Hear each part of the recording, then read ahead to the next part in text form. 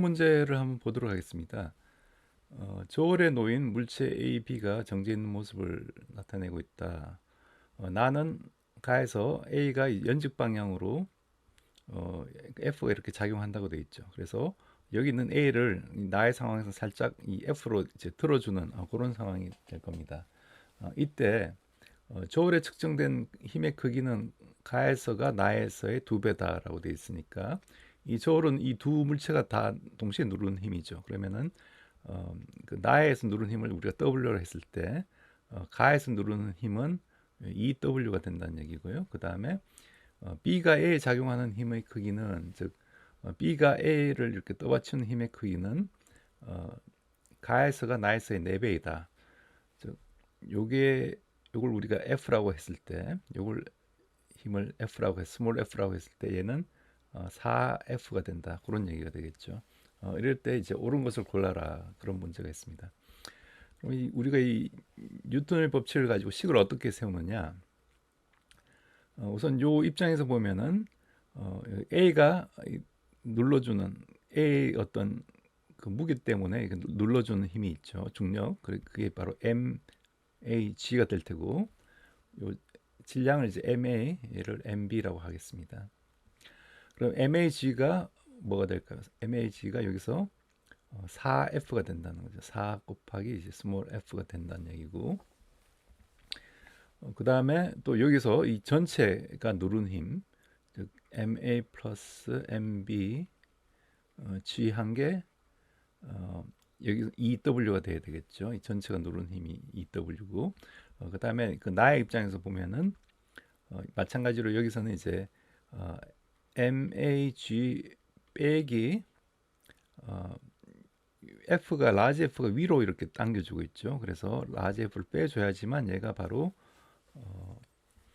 그 스몰 F가 될 겁니다. 스몰 F가 될 거고 그 다음에 요 B 입장에서 보면은 요 스몰 F가 이렇게 밑으로 동일하게 눌러주고 있죠. 그러면 스몰 F 플러스 MBG 한 게 이 저울이 받는 힘이죠. 그럼 이 W가 된다. 그런 얘기가 되겠죠. 그래서 식이 이제 4개가 주어진 거죠. 이걸 우리가 적당히 연립해서 잘 풀면 되는데요. 한번 보도록 하겠습니다. 그럼 우선 요식에서 우리가 MA 플러스 MB G가 뭐가 될 거냐 하면은 EW가 될 텐데 W 대신에 요걸 써주면 되죠. W 대신에 F 플러스 MBG 이렇게 쓸 수가 있겠죠. 근데 이제 F는 마찬가지로 여기서 이제 large 여기다 있으면 MAG 빼기 large F로 쓸 수가 있고 플러스 MBG 이렇게 이제 쓸 수가 있습니다. 이렇게 쓰고 우리가 요 F에 대해서 정리를 해보면 되죠. large F에 대해서 정리를 해보면 뭐가 되냐면은 요 MA 플러스 MBG가 이렇게 없어지고 그 다음에 넘어가면 이제 EF가 MA 플러스 MB G가 되겠죠. 그죠? 그런데 우리가 아까 MA 플러스 MBG가 여기 EW라고 돼 있죠. EW라고 돼 있으니까 결과적으로 F하고 W가 같다 얘기죠. 이렇게 당기는 힘이 요 저를 누르는 힘하고 같다 그런 얘기가 됩니다. 그래서 여기서 저울이 B에 작용하는 힘, B에 작용하는 힘은 가에서 저울이 B에 작용하는 힘 우리가 EW라고 했죠. 그럼 EW는 여기서 EF가 될 테니까 이건 이제 맞는 얘기가 된다. 그런 얘기가 됩니다. 네, 그러면은 여기서 우리가 그 질량의 비를 또 한번 구해 볼 텐데요. 그 질량을 구하려면은 어떻게 해야 되냐면은 이게 요 식에서 우리가 안 쓴 식이 보면은 여기 MAG가 이제 4 스몰 f라는 식이 있죠. 4 스몰 f가 있고 요 스몰 f가 또 여기서 이제 구할 수가 있습니다. 그러면은 즉 다 있으면은 MAG 빼기 f가 2분의 여기서 이제 MA 플러스 MB G가 될 겁니다. 요게 스몰 f라는 얘기죠. 얘가 스몰 f니까 결과적으로 스몰 f가 뭐가 되냐 하면은 여기 그 MA 마이너스 MBG가 되겠죠. 2분의 여기서 MA 마이너스 MBG 이렇게 이제 쓸 수가 있겠습니다. 자, 이제 그러면 이제 거의 다 됐는데 요게 스몰 f가 여기서 뭐하고 같아 했냐면 4분의 MAG라고 했죠. 얘가 이제 4분의 이제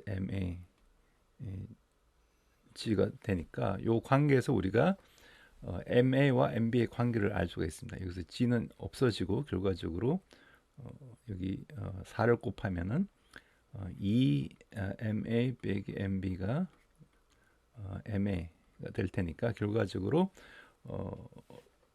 넘어가면 이제 MA가 2 MB가 되는 거죠. 그래서 A 질량은 B의 질량의 이제 2배다. 이것도 이제 맞는 얘기가 될 겁니다. 자, 그럼 이제 마지막으로 A가 B에 작용하는 힘의 크기, A가 나에서 A가 B에 작용하는 힘의 크기, 즉 스몰 f를 구하라 그런 얘기죠. 스몰 f를 한번 구해보라 얘기인데 스몰 f는 여기서 이제 방금 우리가 4분의 MAG 이렇게 구했었죠. 스몰 f가 4분의 MAG인데 MAG 이렇게 쓸 수가 있고 요걸 이제 라지 f로 이제 표현을 해야겠죠. 라지 f로 표현을 하려면은 여기서 이제 여기서 보시면은 이제 그 라지 f가 2분의 MA 플러스 MBG가 되는데 이걸 2분의 MA 플러스 MBG인데 요 MB가 MA가 2MB니까 결과적으로 2분의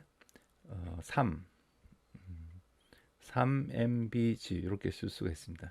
2분의 3MBG 이렇게 쓸 수가 있고 그러면은 요 다시 쓰면 이제 요 MA가 요 2MB라는 요 식을 다시 쓰면은 요걸 다시 쓰면은 2분의 MBG가 되고 즉 2분의 MBG가 뭐가 되냐 하면은 2분의 MBG가 결과적으로 3분의 F가 되겠죠. 여기서 요 식에 보면 2분의 MB가 3 나눠지면은 3분의 1 F가 될 거다. 그래서 결과적으로 요 식을 적당히 이제 연립해서 풀면은 우리가 요것도 이제 풀 수가 있다. 그래서 맞는 얘기가 되겠습니다. 그래서 기억, 니은, 디귿 전부 다 답이 되는 5번이 정답이 되겠습니다. 네, 8번 문제 한번 보도록 하겠습니다. 여기 이제 열기관 문제인데요. 그래서 이런 그 PV 다이어그램을 주어주고 이렇게 1, 2, 3, 4 이렇게 한 과정을 지날 때 기체가 한 혹은 외부에서 받은 일을 이렇게 이제 표현을 했습니다. 여기 W가 되는데 그럼 여기 보시면은 이제 여기서 1번 과정에서는 외부에 320의 일을 했죠. 요 320라는 게요 이 PV 다이어그램에서 1이라는 게 요 P 델타 V를 의미하기 때문에 결과적으로 요 밑에 면적이 바로 1이 됩니다. 그래서 요 면적이 320라는 얘기고 그다음에 이 면적이 이렇게 올라갈 때는 이제 20라는 얘기죠. 근데 이렇게 올라갈 때는 부피가 이제 줄어드는 거기 때문에 마이너스 2를 하기 때문에 이제 마이너스가 되는 그런 상황이죠. 이걸 여러분들 주의를 하셔야 되고요. 그다음에 여기서 이제 우리가 이 표를 만들면 되는데 델타 U 내부 에너지 변화하고 그다음에 이제 시스템이 외부에서 공급된 열 요 관계를 이제 각각을 이제 구하면 됩니다. 그러면은 우리가 연력학 1법칙을 쓰면은 외부에서 주어진 일이 시스템의 내부 에너지를 증가시키고 또 외부에 일을 한다. 이게 이제 연력학 1법칙이죠.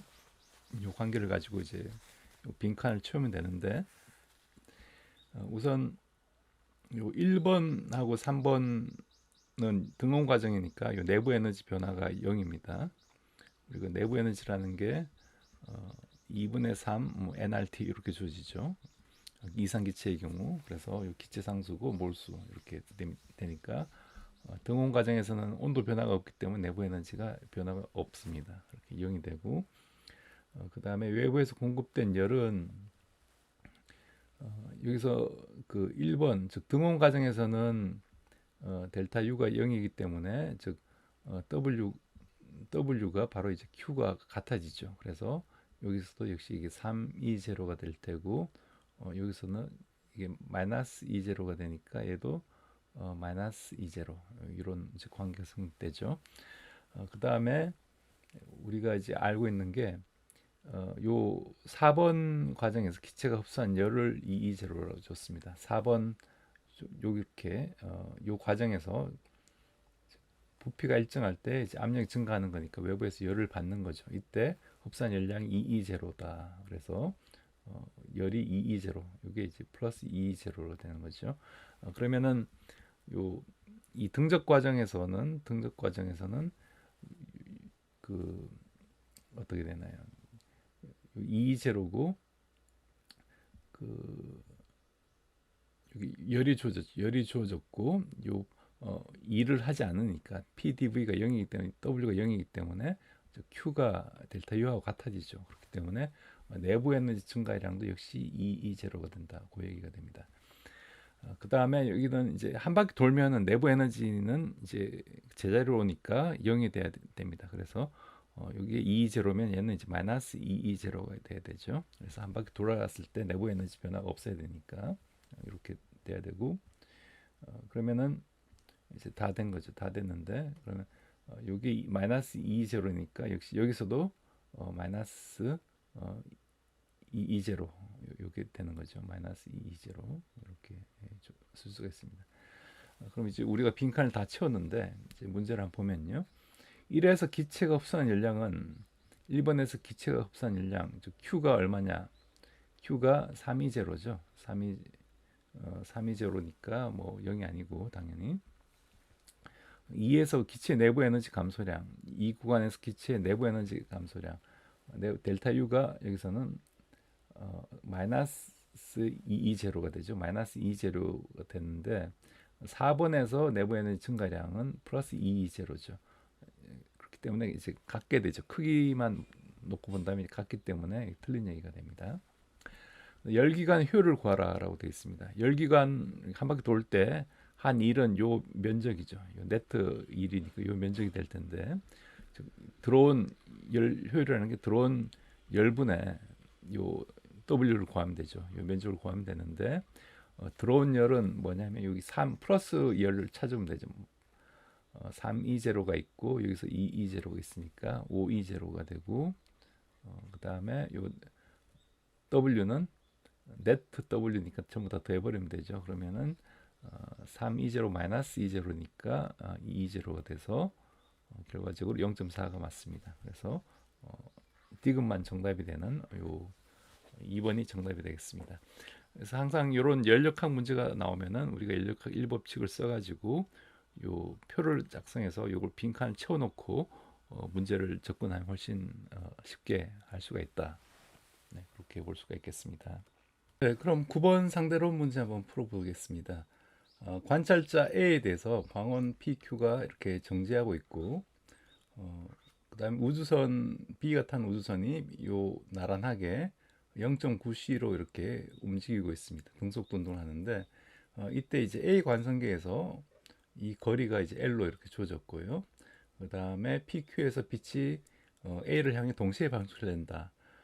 실제로 A가 이 빛이 동시에 방출되는 상황인지는 모르죠. 단지 시간이 지나면 이제 빛이 동시에 이렇게 눈에 들어올 겁니다. 이제 그 상황만 일단은 알고 있는 거죠. 이럴 때 설명으로 옳은 것을 골라라라고 되어 있습니다. A 관성계에서 B의 시간은 A 시간보다 어떻게 될 거냐 이렇게 물어봤습니다. 지금 여기서는 이제 A가 정지하고 있고 이제 B가 0.9c로 움직이고 있다라고 되어 있고 A 입장에서 보는 거죠. A 관성계에서 보는 거니까 A 관성계 즉 정지한 사람의 관성계에서 볼 때는 이 A 관성계에서 시간이 고유 시간이 되는 거죠. 여기가 이제 고유 시간이 되고 항상 고유 시간이 가장 빠르게 가는 시간입니다. 그렇기 때문에 움직이는 요 사람의 시간은 당연히 고유 시간보다 느리게 가는 거죠. 그래서 느리게 간다. 이거 맞는 얘기고요. 그다음 비관성계에서 빛이 P에서 A까지 도달하는데 걸리는 시간이 어떻게 될 거냐? P에서 A까지 도달하는데 걸리는 시간을 이 움직이는 관찰자가 측정을 할 때 어떻게 될 거냐 이렇게 물어봤습니다. 그러면 여기에 지금 편의상 항상 이런 경우에는 이 움직이는 관찰자를 정지시키고 거꾸로 이 시스템을 정지 있는 사람을 이쪽으로 반대 방향으로 움직인다고 0.9C로 움직인다고 생각해도 똑같은 상황이죠. 그런 상황에서 생각해 보면은 시간이 좀 지나면은 P도 이쪽으로 움직이고 델타만큼 움직이고 이 A라는 사람도 이제 델타만큼 올 겁니다. 요 Q도 델타만큼 이쪽으로 움직이겠죠. 그럼 여기서 출발한 빛이 간 거리를 생각해 보면은 여기 L만큼 거리를 가야 되는데 L 빼기 델타 이렇게 되겠죠. L 마이너스 델타만큼 가야 되는 거리가 바뀌고 여기다가 이게 그 로렌츠 수축이 일어나죠. 항상 움직이는 물체는 길이가 짧아지는 그래서 결과적으로 감마분의 1에 L 마이너스 델타만큼의 어떤 그 거리가 될 겁니다. 요걸 이제 C로 나눠준 요 값이 바로 걸리는 시간이 되겠죠. D 뭐 P라고 할까요? 그러면은 걸리는 시간이 단순히 C분의 L이 아니라 이렇게 좀 복잡한 형태가 될 겁니다. 그래서 이건 틀린 얘기고요. 마지막으로 이제 비관성계에서 빛은 PQ 어디가 먼저 방출하느냐 이제 그 얘기를 하는 거죠. 그럼 똑같은 방식으로 우리가 Q에서 만들어진 빛이 A 도달하는 데까지 걸리는 시간은 이걸 TQ라고 하면은 이거 어떻게 될까요? 역시 감마 C분의 1에 이 경우에는 요 L은 똑같은데 요만큼 더 빛이 가야 되죠. 그러니까 L 플러스 델타가 돼가지고 결과적으로 요 시간보다 요 시간이 더 길다는 얘기죠. 여기서 여기까지 오는데 더 그 시간이 많이 걸리는데 그런데 결과적으로 이 A라는 사람은 이 두 빛을 동시에 관찰하는 거죠. 요건 하나의 물리적 사건이기 때문에 그 사건은 어디서 관찰하든 마찬가지일 겁니다. 그렇기 때문에 B가 볼 때도 역시 동시에 이 눈이 도달하는 걸로 보여야 되기 때문에 즉 이게 먼 거리를 가는데 동시에 가려면은 결과적으로 얘가 먼저 출발해야 되는 거죠. 더 오랜 시간이 걸리기 때문에 먼저 출발했다 그런 얘기가 됩니다. 그래서 빛은 Q에서가 P에서보다 먼저 방출된다. 이것도 이제 맞는 얘기가 됩니다. 그래서 이 문제는 여러분들이 좀 주의를 할 게 항상 한쪽 시스템에서 정지해 있던 움직이고 있던 한쪽 시스템에서 우리가 동시성을 얘기를 할 때는 그 한 시계로 측정한 동시성이죠. 그렇기 때문에 한 장소에서의 동시성을 의미하기 때문에 그걸 여러분들이 주의를 해서 한쪽에 동시성이 성립되려면은 다른 쪽 시스템에서는 움직이는 쪽에서는 그게 동시성이 성립되지 않는다. 그걸 항상 염두에 두시고 문제를 풀면 좋을 것 같습니다. 네, 10번 문제 한번 보겠습니다. 쿨롬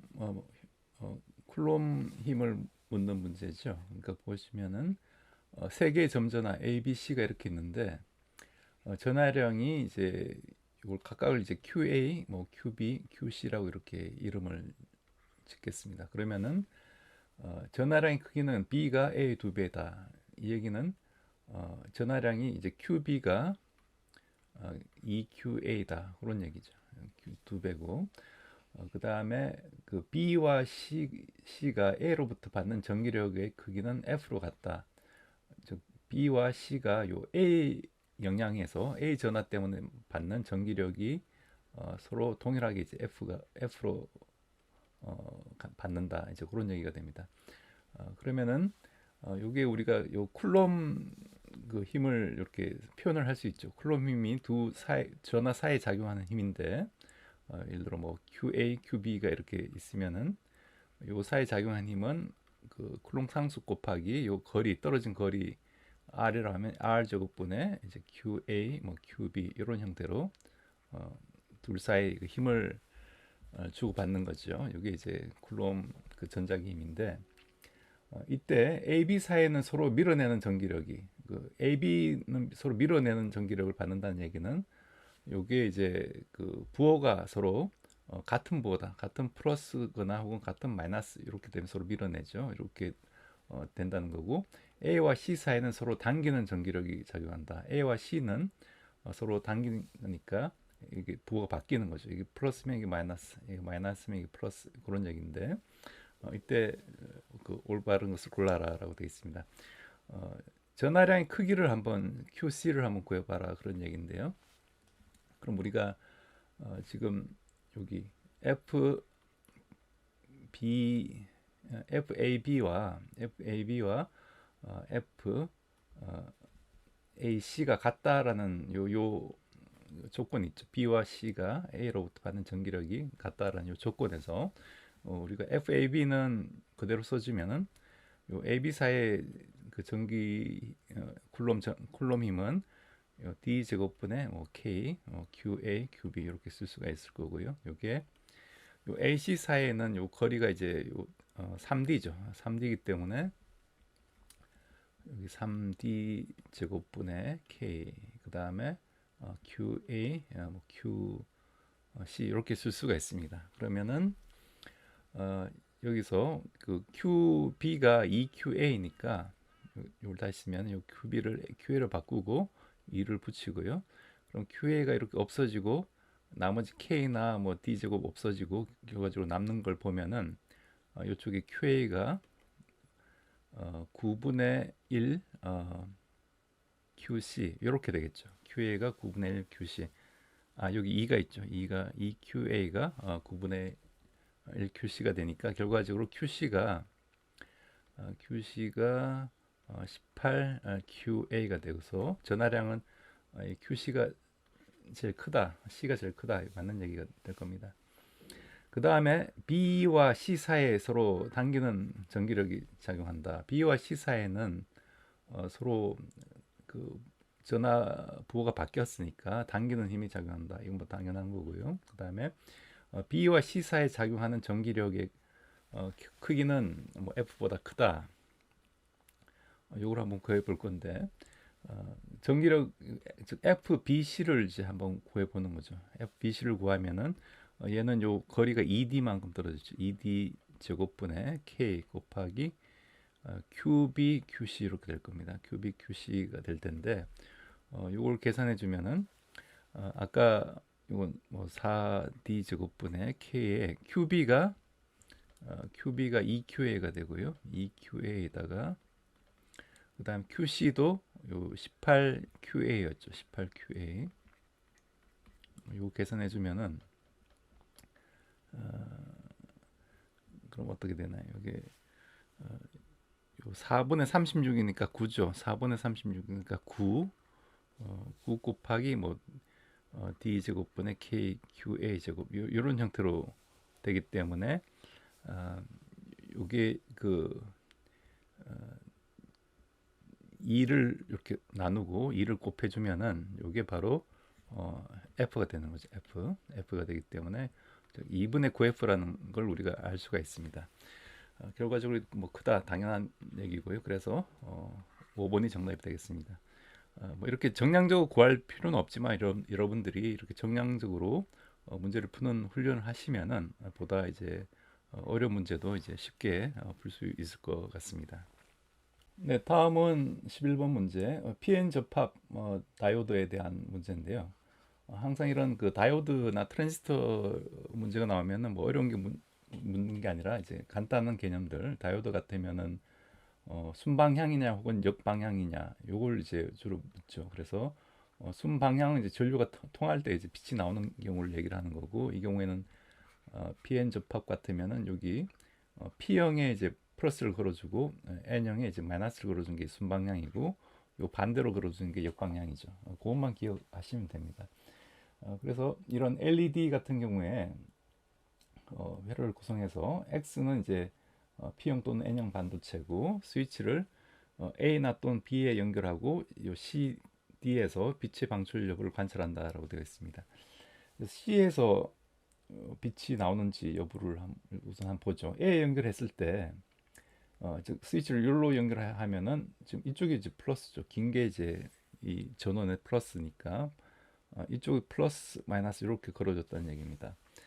그럼 이때 요 C에서 A 연결했을 때 빛이 방출됐죠. 전류가 통했으니까 전류가 이쪽이 순방향이라는 얘기죠. 그래서 이게 순방향이라는 얘기니까 마이너스의 순방향을 걸어주려면 이쪽이 이제 어, N형이 되고 이쪽이 N형이 되고 이쪽이 이제 P형이 돼야 된다. 그런 얘기고 D에는 이제 빛이 방출되지 않으니까 얘는 역방향이 되는 거죠. 역방향이 되려면 얘는 이제 PN 이렇게 돼야 되겠죠. 이렇게 되고 그 다음에 이걸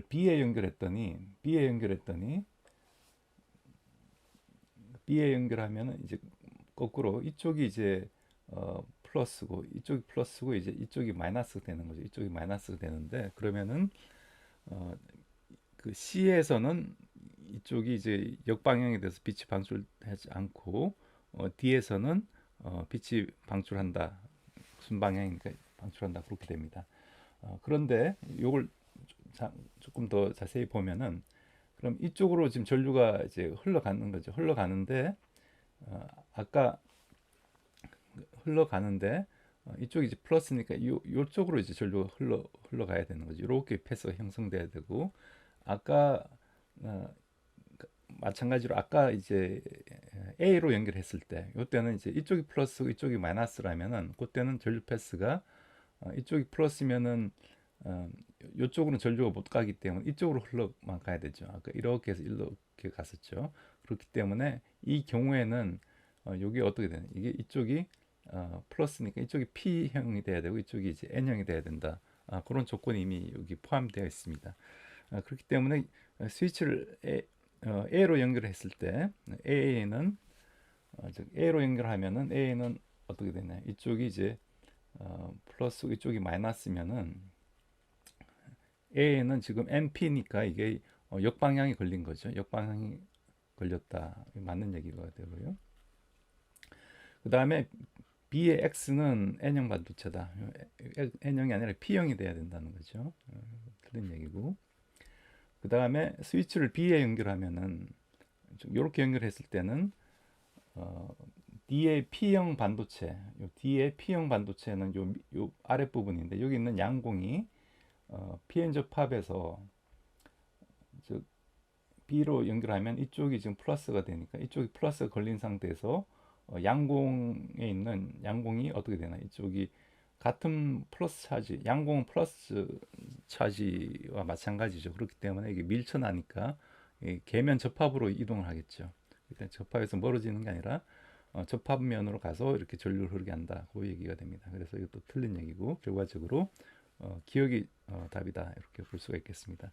그래서 이 문제는 여러분들이 그 순방향, 역방향 요 관계만 이해를 하면은 쉽게 풀 수 있는 그런 문제가 되겠습니다. 네, 12번 문제는 이 도선에 흐른 도선의 주위에 이렇게 자기장이 생기는 암페어 법칙을 얘기를 하고 있는 건데 뭐 문제가 좀 복잡하게 보이지만 굉장히 그 간단합니다. 어떻게 되냐면은 만약 이렇게 흐르는 도선에 전류 I가 흘렀을 때 반지름 R만큼 떨어진 요 지점에서 그 자기장은 어떻게 되냐? 오른손 법칙에서 이렇게 주어지죠. 이렇게 해서 이렇게 동그랗게 이렇게 생기는 거죠. 이렇게 자기장이 이렇게 생기는 거고 방향은 이제 오른 나사의 법칙에서 이렇게 들어가는 쪽으로 이렇게 생기는 겁니다. 요 크기는 B를 BR이라고 하면 여기 R분의 K 곱하기 어떤 상수가 있죠. 상수 곱하기 요 I 전류에 비례하는 이런 형태의 그 크기를 가지고 있습니다. 요 사실을 알고 이걸 접근하면 되는데 그럼 이때 도선 PQ가 이렇게 각을 이루고 있을 때 P에는 I0라는 전류가 흐르고 그 다음에 A 지점에서는 요 P의 요 도선 때문에 생기는 자기장의 세기가 뭐 B0라고 하면은 B0고 PQ에 흐르는 전류에 의한 자기장 세기는 0이다.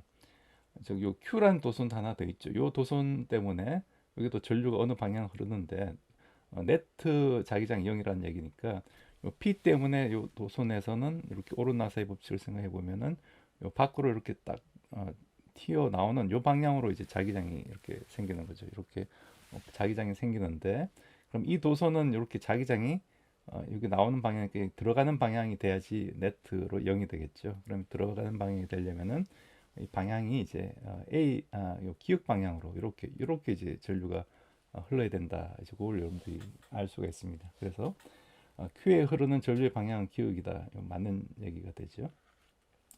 그럼 이때 흐르는 그 전류 크기도 한번 구해보면요. 우선 여기서의 그 자기장을 B0라고 했으니까 B0는 뭘 의미하냐 하면은 이 거리가 이제 D죠. D분의 K 곱하기 요 I0, I가 이제 I0가 되는 거죠. 요 값이 이제 B0는 얘기고, 그럼 요게 또 뭐하고 같아야 되냐 하면은 요게 여기서는 이제 요 수선에 발을 내린 게 거리가 ED죠.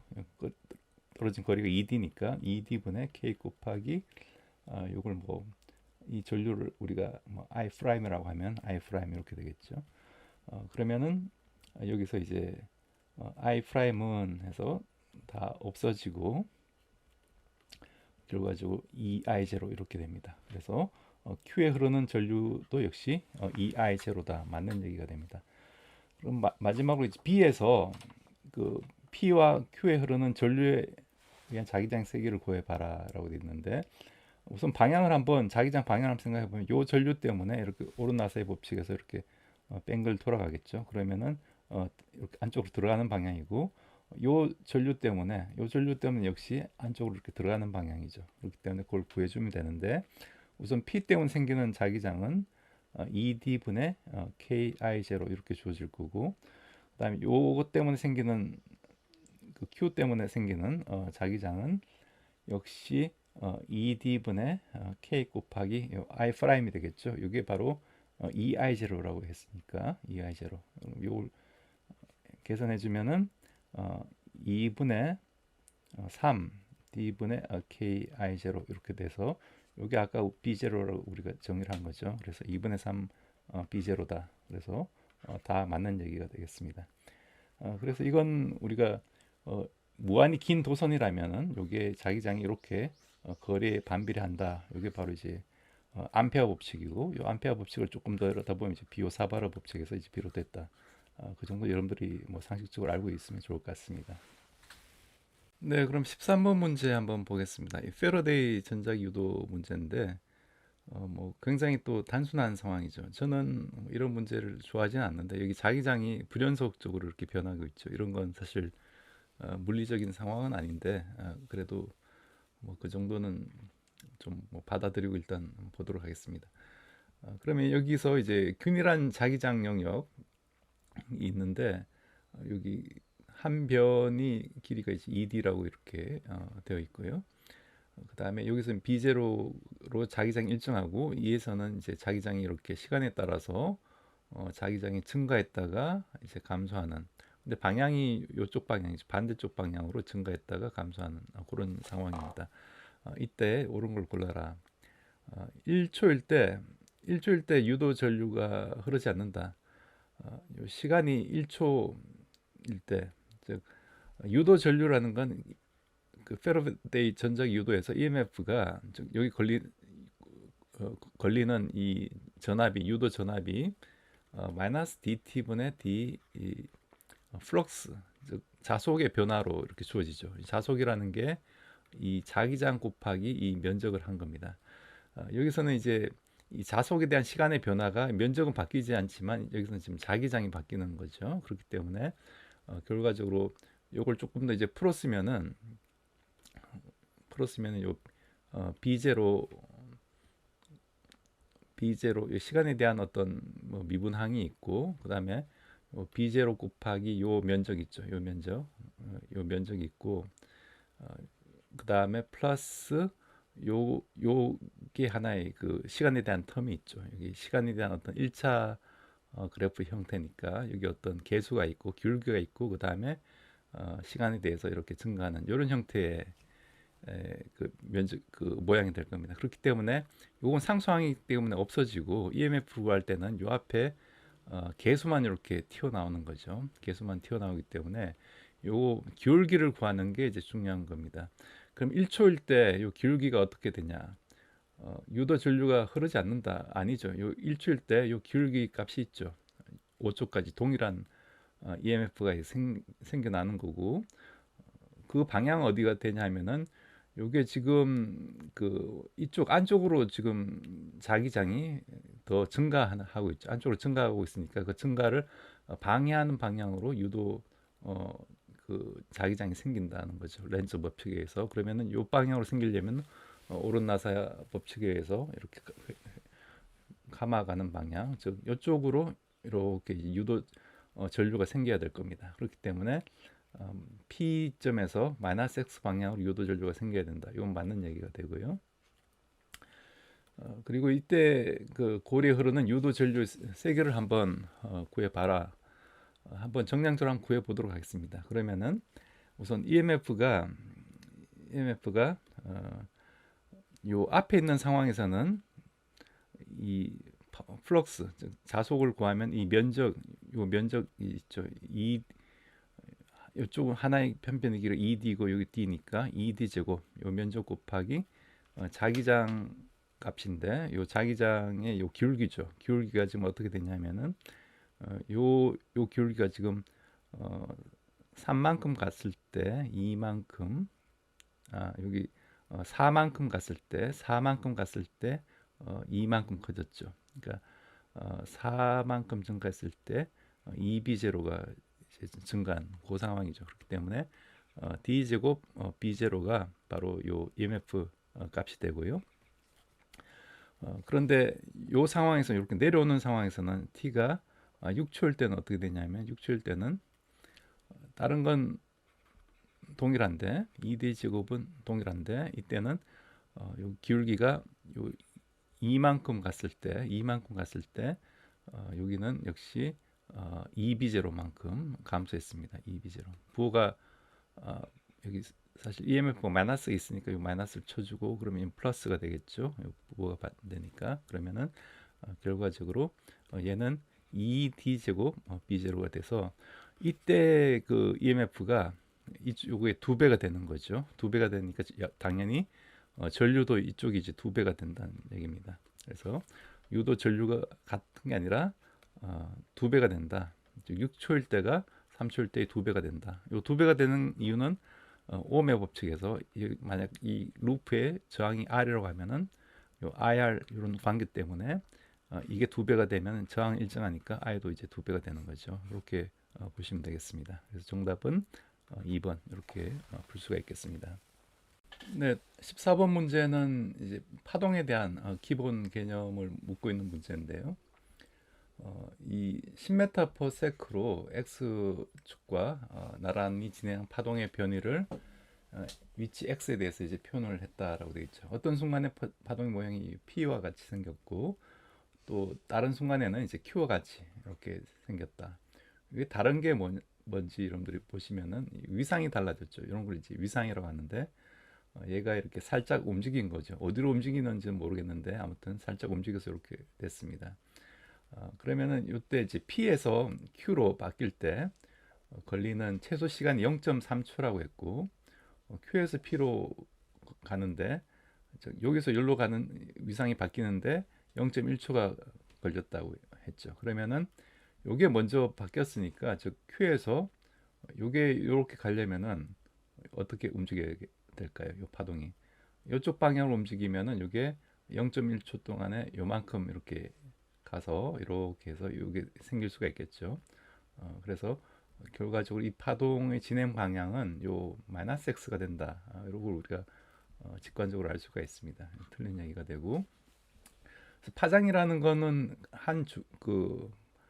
같은 위상을 가진 점끼리 이렇게 돌아오는 그 공간적 주기를 얘기를 하는 거고 여기서는 예를 들어 뭐 요 점이면 2에다가 여기 같은 위상이 요 점이 있죠. 그래서 같이 생겨 먹은 것들끼리의 어떤 공간적인 간격을 우리가 파장이라고 얘기를 하고 이게 만약 공간이 아니라 시간축이면 이게 바로 그 주기가 되는 거죠. 뭐 그렇게 이해를 하시면 되겠습니다. 그래서 람다가 여기서는 파장이 602 하면 4가 되죠. 그래서 파장은 4m다. 맞는 얘기가 되고요.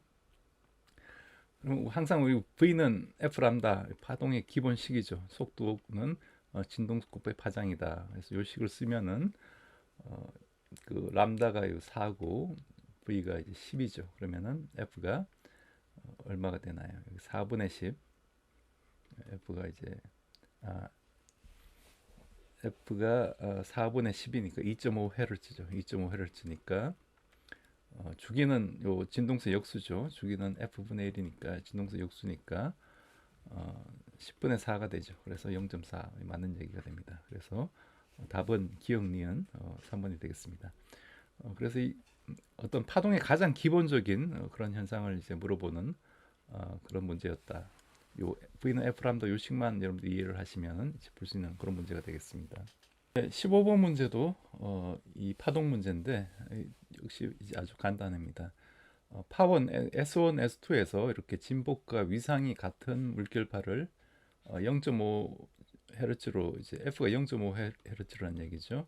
발생시키고 있다. 이때 물결파의 속력은 1m/s다. 그 V가 1이니까 V는 F 람다 요 식에 의해서 우리가 파장을 구하면은 요 람다가 여기 2가 된다는 걸 알 수가 있죠. 그 파장이 2m다라는 걸 알 수가 있습니다. 그래서 보면 여기 한 간격이 1m니까 요게 여기서 여기까지 2m죠. 그래서 요게 한 파장 같은 위상을 이렇게 지금 그려놓은 점이라고 보시면 되겠습니다. 그래서 요게 이제 마루면 마루 파동에 이렇게 높은 마루를 이렇게 그렸다 이렇게 여러분들 생각하시면 되고 이 마루가 파가 이렇게 구형파니까 이렇게 전파에 나가겠죠. 사방으로 뻗어 나가는데 여기 이렇게 쭉 이동한다 이렇게 생각을 하시면 되겠습니다. 그럼 이때 이제 P에서는 보강 간섭이 일어나는지 알아봐라.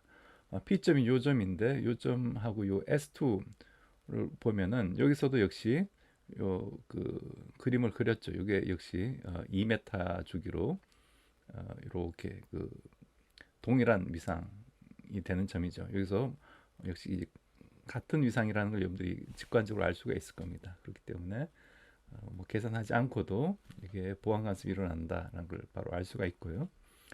그다음 Q점에서는 수면의 높이 시간에 대해서 변하지 않는다. Q점도 역시 이 두 소스로부터 가운데 정중앙에 있는 거죠. 정중앙에 있기 때문에 그 즉 경로차가 없기 때문에 여기서도 이제 보강 간섭이 일어난다는 걸 여러분들이 알 수가 있습니다. 근데 항상 이 파동이 Q점이든 P점이든 보면은 이게 지금 파는 이렇게 계속 전파해 나가고 있죠. 이쪽으로 전파하고 있기 때문에 얘는 가만히 제자리에서 이렇게 아래 위로 그 진동 운동을 하고 있습니다. 만약 요점이라면 여기서 진동 운동을 하고 요점이라면 여기서 이제 진동 운동을 하는 거죠. 제자리에서.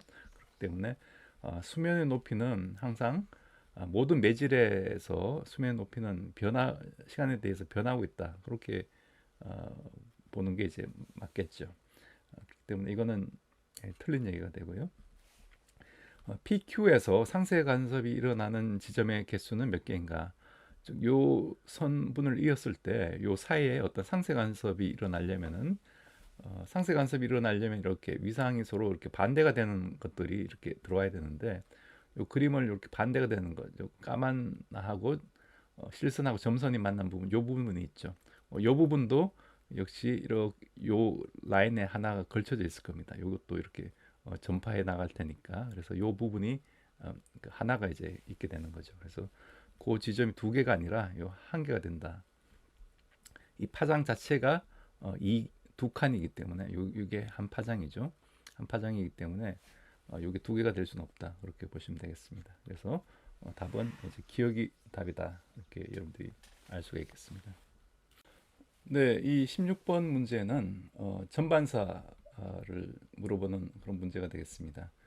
우리가 이런 그 두 개 서로 다른 매질이 있을 때 빛이 이렇게 뭐 1번 매질, 2번 매질로 들어왔으면 모든 파동이 그러면 요 빛의 파동의 진행 방향을 우리가 이렇게 했을 때 요걸 우리가 입사각이라 하고 요걸 이제 굴절각이라 하죠. 그래서 요 입사각과 굴절각 사이는 우리가 그 스넬의 법칙 스넬의 법칙이라고 잘 알려져 있습니다. 그래서 이 스넬의 법칙이 뭐냐면 N1, 2, 요 굴절률 차가 요 N1, 2가 어떻게 정의되냐면 요 N1분의 N2 이렇게 정의되고 이게 바로 사인 세타 i분의 뭐 사인 세타 r. 그래서 입사각과 굴절각의 요 사인 b로 이렇게 정의된다는 게 바로 스넬의 법칙입니다. 그래서 어, 전반사가 일어나기 위해서는 요 매질이 입사각 요 입사하는 요 1번 매질이 더 밀해야 되고 밀에서 소로 갈 때 그 전반사가 일어나는 거죠. 이게 밀에 소로 갈 때 이게 이렇게 이제 꺾이는 이렇게 꺾이니까 만약 이 각이 충분히 크다면은 완전히 이렇게 반사가 된다는 거거든요. 그래서 세타가 세타 C보다 큰 어떤 인계각보다 큰 조건에서 밀한 데서 소로 한 대로 밀하다는 게 굴절이 큰 걸 얘기하고 있고요. 그래서 굴절이 큰 데서 작은 데로 갈 때는 요 조건이 성립될 때 전반사가 일어난다. 그게 이제 전반사의 성질입니다. 근데 여기서는 단색광이 이렇게 들어와서 이렇게 꺾였는데 요, 요 매질이 매질 A에서 이렇게 전반사가 일어난다는 거죠. 요 물하고 계면 사이에. 그 얘기는 요 매질이 더 물보다 밀하다는 얘기입니다. 물보다 밀하다는 얘기가 돼야지만 전반사가 일어나기 때문에 그래서 A의 굴절률은 물의 굴절률보다 크다. 이건 맞는 얘기가 되는 거고요. 그다음에 가에서 세타 i를 증가시키면은 좀 입사각을 증가시켰다는 얘기죠. 그럼 이 굴절률 자체는 굴절률 b가 일정하기 때문에 요 세타 i를 증가시키면 요 세타 r도 증가하겠죠. 그래서 요 각이 요 각이 세타 r인데 요 각이 이제 세타 r이 되는데 요 잘 보시면은 요게 90도 빼기 세타 C가 되죠. 요 두 개가 이제 합이 90도니까 그래서 요 세타 R이 90도 빼기 90 세타 C가 돼서 세타 R이 증가하기 때문에 결과적으로 요게 증가하니까 얘는 감소하게 되겠죠. 세타 C가 감소하는 효과가 됩니다. 그래서 어, 이렇게 들어왔을 때 전반사가 일어났는데 요 각이 감소했다는 얘기는 그냥 투과해 버린다는 얘기죠. 그러면은 이때는 어, 그 전반사가 일어나지 않겠죠. 그래서 전반사의 조건이 깨져 버린다. 그런 얘기가 되고요. 그럼 나에서 단색광은 어떻게 될 거냐? 나의 경우는 물을 요 그 단색광까지 이렇게 가득 채운 경우죠. 그럼 공기의 역할이 없어지는 건데 이 경우에서는 요 그 공기보다는 이 물이 굴절률이 크죠. 그럼 원래 굴절률 차이보다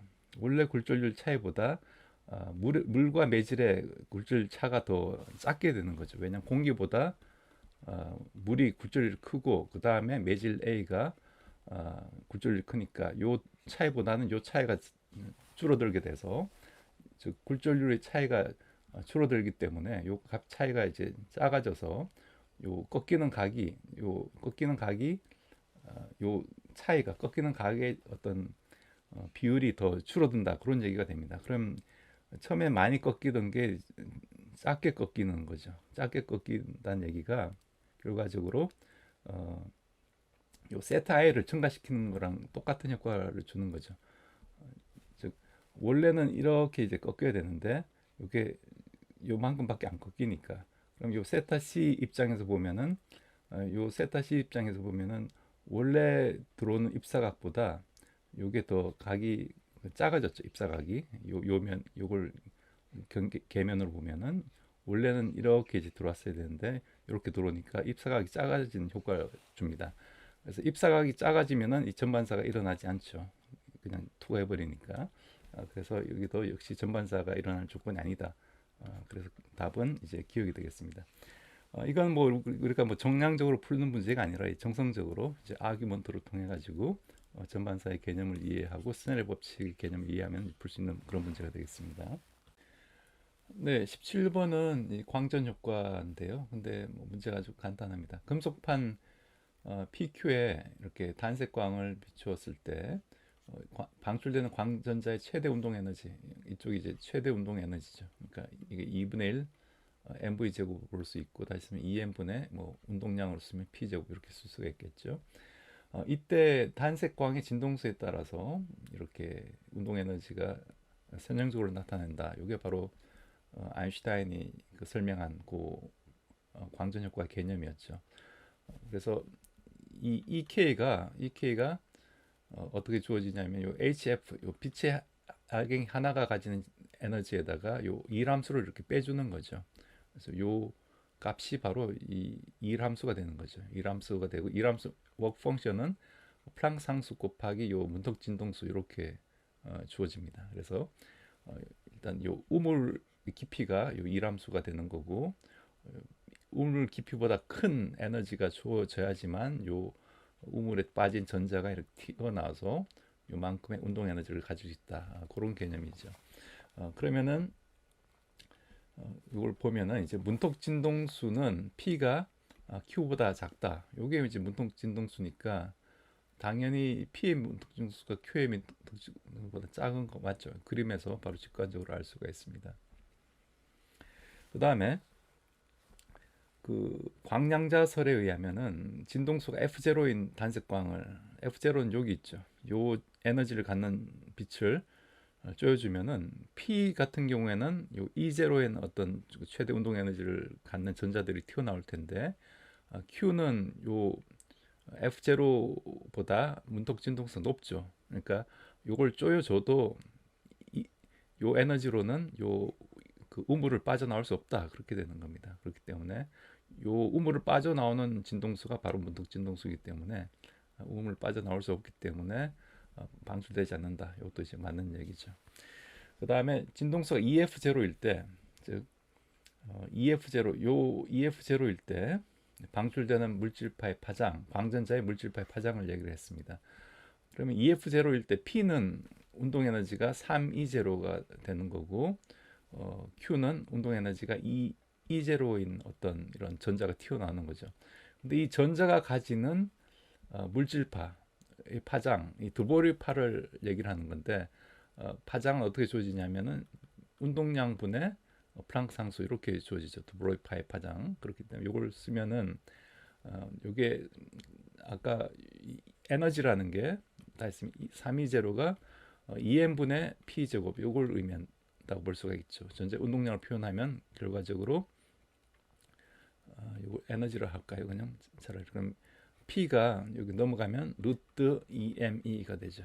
그렇기 때문에 결과적으로 이걸 다 했으면은 루트 EME 분의 H가 돼서 파장이 루트 에너지의 루트 값에 이제 비례하게 되는 거죠. 그렇기 때문에 여기서는 그 에너지 스케일로 에너지 B가 1대 3이라면은 파장의 비율은 파장의 B는 어떻게 되냐면 파장의 B는 요거에 이제 루트 역수로 들어가기 때문에 1분의 1 대 루트 3분의 1이 된다는 거죠. 그렇기 때문에 결과적으로 루트 3대 1이 된다. 그래서 P가 가지는 드브로이파의 파장이 루트 3분의 Q보다는 이제 Q가 가지는 드브로이파의 파장이 더 루트 3배만큼 더 크다. 그래서 물질파의 파장은 최소값은 Q에서가 P에서보다 3배가 아니라 루트 3배라는 얘기죠. 그래서 이건 이제 틀린 얘기가 되겠습니다. 그래서 3번이 답이 되는 거죠. 네, 그럼 마지막으로 20번 문제 한번 보도록 하겠습니다. 이런 그 경사면 문제 에너지 보존을 쓰면 된다는 느낌이 확 들죠. 그래서 수평면에서 운동하는 그 질량 M의 물체가 언덕을 올라갔다 내려온다. 높이가 같은 점 PS인 요 점에서 물체 속력은 EV0와 V0로 주어지고 최고점의 속력이 V0로 주어졌습니다. 이때 높이 차가 H로 같은 마찰 구간 H인 높이 차가 H인 마찰 구간이 여기도 있고 여기도 있는데 요때 물체의 역학적 에너지 감소량이 2에서가 1에서의 2배이다. 여기서 요 1에서 그 역학적 에너지 손실, 즉 마찰 손실을 뭐 W라고 하면은 얘는 이제 EW의 어떤 손실을 가진다. 그런 얘기가 되겠죠. 이때 점 R에서의 물체 속력을 구하라. 여기서 이제 VR을 구해봐라. 이제 그게 이제 문제가 됩니다. 나머지 마찰이나 뭐 공기 저항 이런 거 무시하고요. 그러면 이게 그 역학적 에너지 손실을 고려한 에너지 보존 법칙을 쓰면 되는데 처음에 요 지점에서 역학적 에너지 보존을 쓰면 어떻게 되나요? 그러면은 처음에 이제 2분의 1 m 여기는 이제 속도가 운동 에너지가 EV죠. EV 제로의 제곱. 근데 여기서 어떤 에너지 손실이 W만큼 생겼죠. 생겨서 요게 여기서 그 운동 에너지 플러스 위치 에너지로 바뀐 거죠. 그러면은 요게 2분의 1 mv0의 제곱 플러스 mg eh라는 요 식이 하나가 성립될 겁니다. 그죠? 그러면 요 에너지가 여기서 역학적 에너지가 그 다음에 여기서 어떻게 바뀔 거냐면은 요게 여기서 역학적 에너지로 바뀌어야겠죠. 어떻게 바뀌냐면 요게 여기다 있으면 2분의 1 mvr의 제곱 플러스 여기서는 위치 에너지가 mgh니까 mgh로 이제 바뀌어야 되는 거죠. 여기서 근데 여기서 다시 EW만큼의 어떤 손실을 보는 거죠. 손실을 보는 건데 손실을 봐서 요 V0 최종 역학적 에너지가 운동 에너지만 남는 거죠. 그럼 결과적으로 요 최종 운동 에너지 플러스 요 EW를 더해주면은 요게 이제 만족되겠죠. 그래서 이렇게 이제 그 등식이 성립됩니다. 그럼 요걸 가지고 우리가 뭐 여러 가지 변수들을 이제 풀 수가 있는데 여기서는 이제 VR을 최종적으로 우리가 구하는 게 이제 VR을 구하는 거죠. VR을 구하기 위해서 한 번씩 이제 변수를 줄여 가도록 하겠습니다. 그러면은 우선 요 식에서 한번 W에 대해서 한번 소홀을 해보면요. 여기 그럼 이제 3W가 2분의 1 mv0 제곱에 4 빼기 1이니까 여기 3이 되죠. 그래서 W가 그 2분의 1 mv0 제곱이라는 요 식이 하나 나왔습니다. 그리고 또 여기서 요 식을 이렇게 한번 보면요. 이렇게 보면은 2분의 1 mvr 제곱은 그 2분의 1 mv0의 제곱 플러스 여기 mgh가 없어지니까 mgh 이렇게 되는 거죠. 이렇게 되는 거고. 네, 이제 다 됐는데 그럼 우리가 여기 2분의 mvr 제곱이 이렇게 주어진 거죠. 2분의 mv0의 제곱 플러스 mgh. 그래서 요 v0 vr을 이제 v0로 표현하면 되니까 요 항을 이제 뭐 다른 걸로 바꾸면 될 겁니다. 요 항을 바꾸기 위해서 잘 이렇게 눈여겨 보면은 우리가 방금 이제 w가 2분의 1 mv0 제곱이라는 걸 구한 거죠. 그러면은 식을 이렇게 보면은 요 밑에 항이 2분의 1 mv0 제곱 플러스 2w니까 이게 바로 2분의 3 mv0의 제곱이 되고 2분의 그렇죠. 2분의 2니까 2분의 3 mv0의 제곱이 되고 그래서 요게 2분의 1이 있으니까 여기 하나가 없어지죠. 그러면은 여기 mv0 제곱으로 바뀌고 요게 emgh가 되는 거죠. emgh. 따라서 2분의 1 mv0의 제곱이 mgh라는 요 결론을 얻게 되죠. 그래서 결과적으로 요 mgh를 뭐로 바꾸냐면은 2분의 1 mv0 제곱으로 바꿀 수 있다는 얘기죠. 그러면은 이게 바로 다 있으면은 2분의 1 m 곱하기 2v0의 제곱 이렇게 쓸 수가 있죠. 그럼 그 얘기는 이제 VR 제곱이 2v0의 제곱이라는 얘기니까 VR이 루트 2v0라는 얘기죠. 그래서 쉽게 이렇게 3번을 우리가 택할 수 있습니다. 그래서 이 문제는 이렇게 우리가 그 마찰에 의한 에너지 손실을 고려한 역학적 에너지 보존 법칙을 쓰면은 비교적 간단하게 풀 수 있는 문제다. 그리고 이런 유형의 문제가 이미 많이 나왔기 때문에 여러분들이 쉽게 접근할 수가 있을 것 같습니다. 네, 여러분들 오늘 제 강의 어떻게 보셨는지 모르겠습니다. 아마 이 영상을 보시는 분들은 좀 초기에 이제 멤버십을 가입해서 공부를 하시는 분이실 것 같은데 아무튼 여러분들 그 공부하는데 제가 충분한 도움이 되도록 앞으로 노력할 테니까 궁금한 게 있으시면은 요 커뮤니티란에 질문도 올려주시고 하면은 제가 그걸 충분히 이제 피드백을 해서 여러분들과 같이 한번 이 커뮤니티를 한번 좀 발전을 시켜 보도록 하겠습니다. 네, 그럼 오늘도 시청해 주셔서 감사드리고 앞으로 저는 더 나은 컨텐츠로 뵙도록 하겠습니다. 네, 감사합니다.